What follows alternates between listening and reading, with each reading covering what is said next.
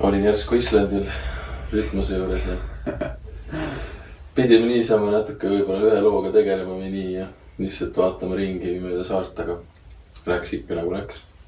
Kuidagi mingist siuksest puhkusest sai järsku igapäevane hommikust õhtuni muusika tegemine, mis oli hästi äge.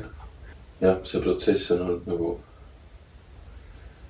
ma ei tea, loomulik, lihtne, samas nagu mitmekiiline ja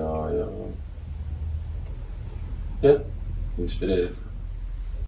Jah, me elame maailmas, kus hästi lihtne on panna lihtsalt mingi playlist peale või lihtsalt kuidagi taustal kuulata muusikat, aga see EP on parajalt lühikene siuke reis, et selle tegelikult saab hästi mõnusalt ühe ampsuga ära kuulatud ja see on ka võib-olla midagi, mida me lihtsalt soovitame. See oleks hästi tore, et tulla meiega sellele rännakule kaasa.